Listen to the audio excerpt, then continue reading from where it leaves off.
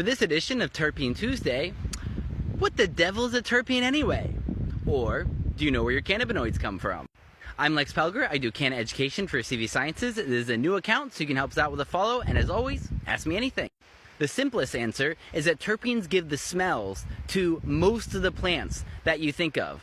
The thing is that there are estimated to be 60,000 terpenes in nature, and even that number, if you ever pay attention to science, you know that when scientists guess there's so many species or galaxies of something out there, as they get closer and closer to figuring out, the bigger and bigger that number gets. So who knows how many terpenes exist in the world? The reason there's so many of them is because they're actually pretty simple for a plant to produce, yet they're incredibly useful.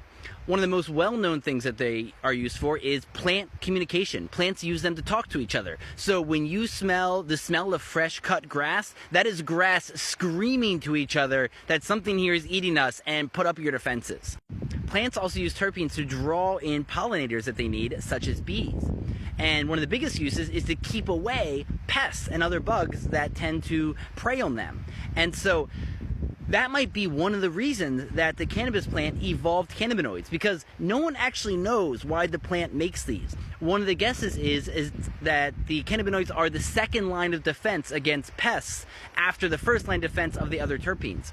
Which brings me to one of the cool things about terpenes. They're building blocks for a lot of other important molecules in nature. The steroids come from a type of terpene called squalene. And the cannabinoids themselves are built from terpenes, which is a fascinating part of this whole plant.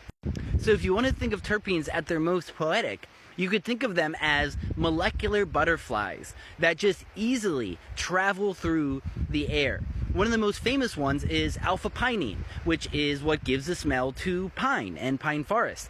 And the thing about them, not only do you get more relaxed walking through a pine forest, it's called a terpene bath by some people, those pinene molecules go up into the air, and pine forests actually draw in rain that way. Those terpene molecules act as small little seeds, so rain comes down. So big pine forests change the ecosystems by the terpenes that they put out. So these molecular butterflies are floating around between plants, between organisms, and are a way that all of these ecosystems are talking to each other and talking to us.